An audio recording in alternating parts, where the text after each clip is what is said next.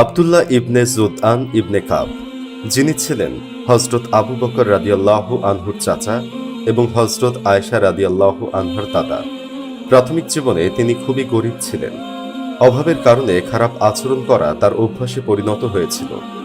পাপ ও নাফরমানিমূলক কাজে জড়িত থাকা তার স্বাভাবিক অভ্যাসে পরিণত হয়েছিল।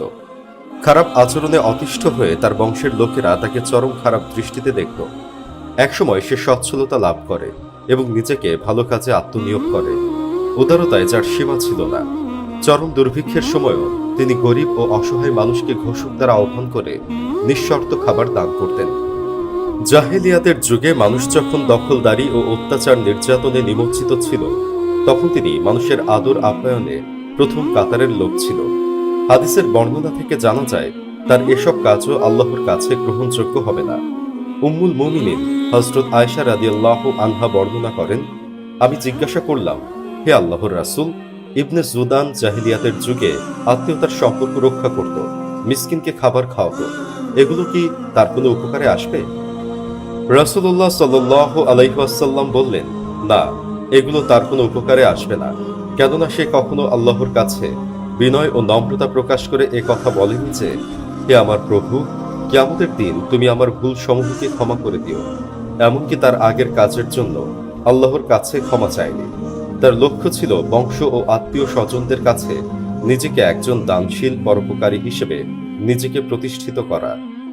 বংশ ও আত্মীয় স্বজনের খারাপ দৃষ্টি থেকে নিজেকে মুক্ত করতে একদিন সে মক্কার অজানা গিরি পথে বেরিয়ে পড়ে।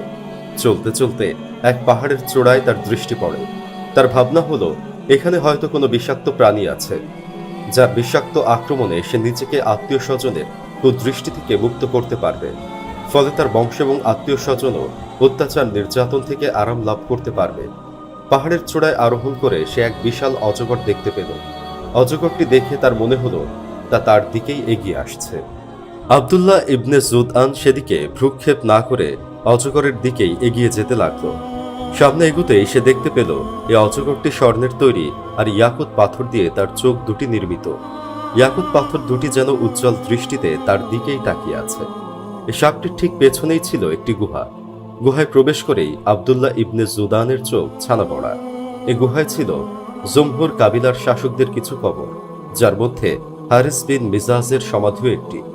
হারিস বিন মিজাজ বহু আগে নিখোঁজ হয়েছিল। কেউ জানতো না যে সে কোথায় গিয়েছে। তাকে আসমানে উঠিয়ে নেওয়া হয়েছে নাকি মাটিতে খেয়ে ফেলেছে। আব্দুল্লাহ ইবনে জুদান কবরগুলোর পাশে একটি সিংহাসন পেল। সে সিংহাসনটিতে বাদশাদের শাসনকাল ও মৃত্যুর তারিখ লিখিত ছিল। এছাড়াও ওই গুহাটি হীরা, জহরত, সোনা, চাঁদিতে পরিপূর্ণ ছিল। আব্দুল্লাহ ইবনে জুদান প্রয়োজন মতো হীরা, জহরত, সোনা, চাঁদি নিয়ে গুহার মুখে একটি চিহ্ন দিয়ে আবার জনপদে ফিরে আসে।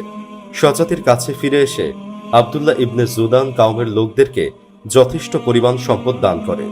ফলে লোকেরা তাকে ভালোবাসতে লাগলো। এভাবে আব্দুল্লাহ ইবনে জুদান লোকদের ধন সম্পদ দান এবং খাবার খাওয়াতে লাগলো। আর যখনই সম্পদ শেষ হতো, তখনই আবার পাহাড়ের চূড়ায় গিয়ে প্রয়োজন মতো সম্পদ নিয়ে ফিরে আসতো। আব্দুল্লাহ ইবনে জুদান লোকদেরকে খাদ্য হিসেবে খেজুর, ছাতু আর পানীয় হিসেবে দুধ দিত। একবার আব্দুল্লাহ ইবনে জুদান শাম দেশ থেকে 2000 উট পাঠিয়ে গম, মধু ও ঘি মক্কায় নিয়ে আসে। তারপর সে এক আহ্বানকারীকে নিয়োগ করে। ঘোষক প্রতি রাতে কাবা ঘরের ছাদে উঠে সাধারণ মানুষকে এভাবে দাওয়াত দিত, আব্দুল্লাহ ইবনে জুদানের পাতিলের দিকে আসো। হযরত ইবনে কুতাইবা বর্ণনা করেন, আব্দুল্লাহ ইবনে জুদানের খাবার তৈরির পাতিল এত বড় ছিল যে উটের উপর আরোহণ করে পাতিলের ভেতর থেকে খাবার সংগ্রহ করতে হতো। অন্য বর্ণনায় এসেছে যে রাসূলুল্লাহ সাল্লাল্লাহু আলাইহি ওয়াসাল্লাম বলেন, আব্দুল্লাহ ইবনে জুদানের পাতিলের ছায়ায় আমি ছায়া গ্রহণ করতাম। এমনকি এ কথাও বর্ণিত আছে যে ওই পাতিল থেকে খাবার সংগ্রহ করতে সিঁড়ি ব্যবহার করতে হতো। এত বড় উদার মানসিকতার অধিকারী হওয়া সত্ত্বেও আব্দুল্লাহ ইবনে জুদান আল্লাহর কাছে নতশির হতে পারেনি, বরং আল্লাহর কাছে নতশির হওয়ার যে ফর্মুলা, তা থেকে সে সম্পূর্ণ বিমুখ ছিল। এত মহান হওয়া সত্ত্বেও, আত্মীয়তার সম্পর্ক রক্ষা করা সত্ত্বেও, গরিব দুঃখীর সাহায্য সহযোগিতা করা সত্ত্বেও ঈমান না থাকার কারণে, আল্লাহর কাছে নতশির না হওয়ার কারণে তার সব উদার আয়োজন নিষ্ফল হয়ে গেল।